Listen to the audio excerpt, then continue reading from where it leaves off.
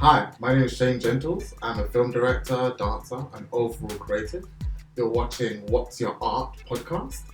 Hope you enjoy the episode. 3, 2, 1. And welcome to another episode of What's Your Art, guys. My name is Anton, and I'm your host for this podcast. So today we have a very, very special guest, Shane Gentles, a videographer, film director, and also a dancer. And I'm super excited to have him on the table here with us today to talk about life, talk about creativity. But first and foremost, I just want to say a thank you to everyone that's been tuning into our podcast on Spotify. Yes, it's on Spotify, Google, iTunes, and the list goes on. So without further ado, Shane, welcome to the show. Hey, thanks for having me. No problem, man. Thanks for being here. This is exciting. It's been a while. It's definitely been a while, but we're here with season 3. Sweet. And we got an exciting line of guests, and obviously you're kicking things off for season 3. So talk to me, man. Like, dancer and a film director and a filmmaker.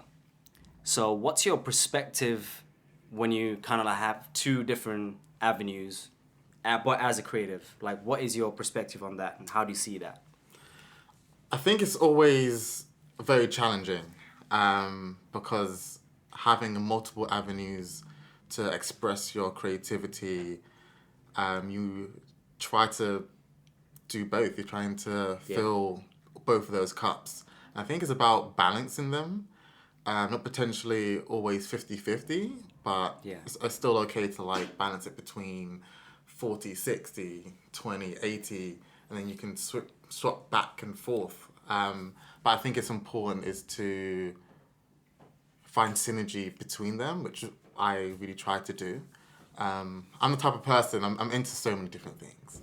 You know, I grew up drawing, and then drawing got me into writing, and then writing got me into directing. Right. And dance has always been there like from the beginning. Right. So Do you think that's like the core of your other creative stuff, or do you think it changes?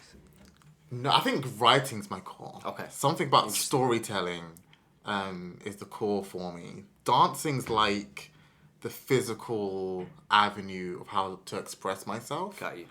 But like when I'm doing storytelling, that's like my emotional avenue for storytelling, or just being creative.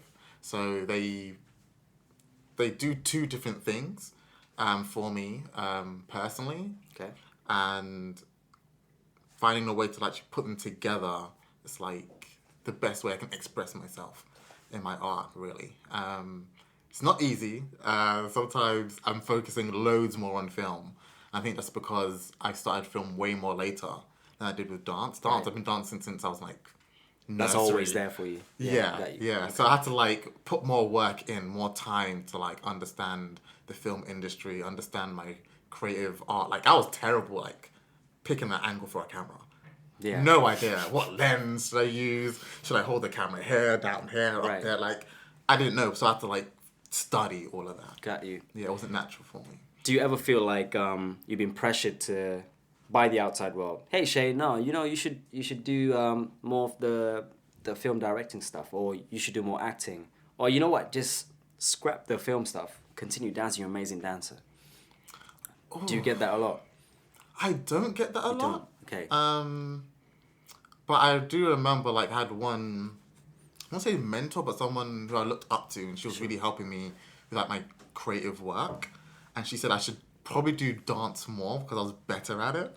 And I think back then I was doing a lot of more dance. I wasn't really doing film. Okay. So she knows me for doing dance. Right. And she took me in. She was the first person that gave me a job teaching dance. Wow. Okay. And that snowballed and getting more Right. teacher jobs and Right. teaching for like 10 years, teaching Wow. dance. And I think that made me think about, am I a better dancer? Should I focus on doing dance? But I find dance for me is a way of expressing my passion. Mm-hmm. And I don't think I could do it professionally. Why'd you say that? Just the lifestyle of a dancer is very highly pressured in terms of your physicality. You also have to like train all the time. You have to like work out.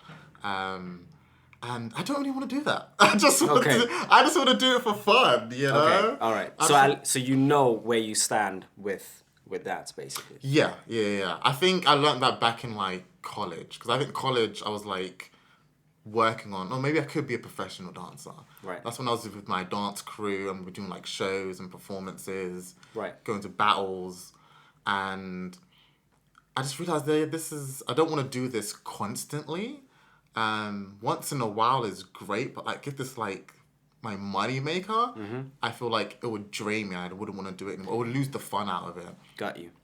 And how do you, having that on the side, and then obviously I'm taking as filmmaking is probably your main focus in terms of potentially building into a business or moving forward with your creative work.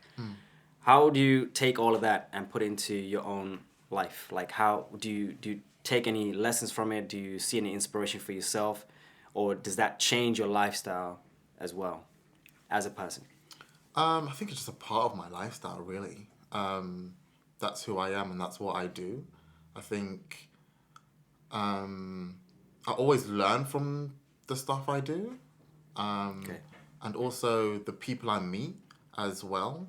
They end up just becoming my friendship group Yeah. anyway. Yeah. So I think especially when you're creative as well, like being a creative is your life. Like it's part of your lifestyle. Yeah. And I find that when I'm working like at a job somewhere and people are focusing on the job, that's all what they do. And for me, that the job, like to pay my bills, that's just to pay my bills. Yeah. Outside, I've got my own stuff going on. Yeah. And Yeah. that's really my lifestyle. This is Yeah. just like some part-time thing just to like keep my creative lifestyle Got going. you. Yeah. I think sometimes a lot of creatives are doing that. Like they have their part-time job, they'll have it on the side and they're using that to fuel their creativity. Funny you say that because sometimes, I go through the same thing, right? So, you got your stuff that you do full time and then you focus on your creative work, but then obviously you're focusing for the long run. Yeah, definitely for the long run. And sometimes when I ask people like, hey man, what do you do outside of work? Oh, nothing. So that's the question that's been in my mind, to understand why people are not utilizing or thinking about what they like to do a lot more than settling, okay, this is it kind of thing. So it really baffles me. Like, what's your take on that? I think everyone's kind of different. Sometimes they're just satisfied with just having a job, having a simple life. They go home, to their family, and they go to work, and they're happy with their work. And if they're happy with doing what they're doing, then it's okay. But for me, I just want more. Yeah. I want more out of life. I feel like, especially like working for yourself. I really want to work for myself. I don't really work for anybody else. I think that's the most amount of freedom. I think when 2020 came, it was a weird time because I was building my time up to like, okay, 2020 is going to be my time for like to focus on being free. Yeah. And then lockdown happened. Like there's anything but free. Like you couldn't go out and do anywhere. Man. Yeah. So, but it taught me a lot about freedom, because freedom doesn't necessarily have to be something physical, it's also something mental as well. Yeah. So I was able, even though I was locked in my house, mentally I was free to do whatever I wanted to do. Right. I was doing my work, I was writing, I was being creative, I was talking to people, I was going out here and there when I could. And that changed my whole perspective on what freedom is. And I think that's the journey I'm really going towards, because I feel like that's what creativity is doing for me, is making me be free. And how do I utilize that information to my work? Okay, so I got this project I want to work on. Right. How is that going to build onto my next project, to the point where now I'm free enough, I don't need to work for anybody else, I'm working for myself. Yeah. And to do that, you have to think of the business side as well. Yeah. I studied business in school. I made sure I did study business in school because I knew I just didn't want to study it like in college or university. Yeah. But I knew it was very important because everywhere you go, you can learn business. Yeah. Regardless of what job, it's a business. You gotta learn business. So you have a foundation of business and then you're good to go. So I think that helped me a lot. And that's what I'm trying to do now, find a way to have my own business. Started as a freelancer, so I can do the freelancer route. I don't think being a freelancer is great for me. So I feel like having my own business is probably better than like doing a freelancer. It's more sustainable. Yeah. I guess, right? Yeah, definitely. Especially for your taxes. Yeah. Look, I mean, you're dropping some great gems, and, you know, especially for anyone that's watching, because I think this podcast is mainly targeted towards new starters or anyone that's wanting to get into the creative space. Because we always hear about, you know, people who made it, right? You probably see them on YouTube stars or influencers, even though I don't like to call the word influencers. Let's say well-known creatives, right? I like These are the stories we hear all day long, but we never hear from someone who's just starting the journey, but we're halfway through or quarter way through. And I think these are the artists I want to get on the show to actually explain, look, I've just started and I'm doing it. You can do this too. So it's a different perspective and a different answer from someone who's already made it 100%. to then getting from someone who's on the grind and doing it. So I think, yeah, it's really interesting to see your perspective on that as well. And what's the end, like, what's your final goal, if you have a goal with your creative journey? What is it that you want to achieve? If nothing was an obstacle for you right now, what would that be? Damn. It slightly changed recently. Because originally I wanted to have my own film studio. Sure.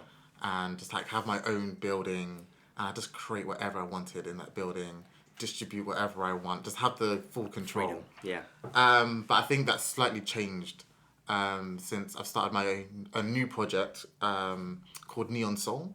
Okay. And it's a dance series, Okay. but I'm using that to connect to all the different things I'm currently doing, like starting my own clothing line that's around dance.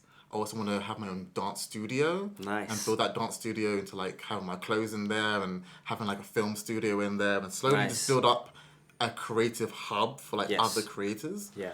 That would be my biggest goal, just have a hub of creators where we can just like create anything we really want without feeling the barriers or gates of we can't do this because of this. Okay, we 100% have this. How can we find that barrier and cross that barrier where we feel like someone's stopping us? Yeah. I understand like some of the big organizations that are out there where they have to sift through a lot of people to find, okay, this is probably the best person for this project. Yeah. But why should that stop someone making Doing something? other stuff. Yeah. Because they have to sift through all these other people. I feel like there Yeah. could be another way where we can help you make something, but we don't have to go through a sorting process to get there. That's where my biggest thing I'm trying to do, would like to do. I think you're on the right track, man. Just keep going, and you know, I think the best thing is the creative space is it's not small, but when you get in, it's very small, which means you got the right support around you. So I just want to say all the best with all the work that you have planned for the future, and hopefully we'll get to collab on a dance, something dance related, but we'll talk about that off camera. Okay. Thank you, Shane. Cool. Thank you. All the best, man. It's all good, bro. I love it. Peace. Just like that, thank you so much for tuning in to another episode, guys. Make sure to follow Shane on social media platforms, give him support, and until then, we'll catch you on the next episode. Peace.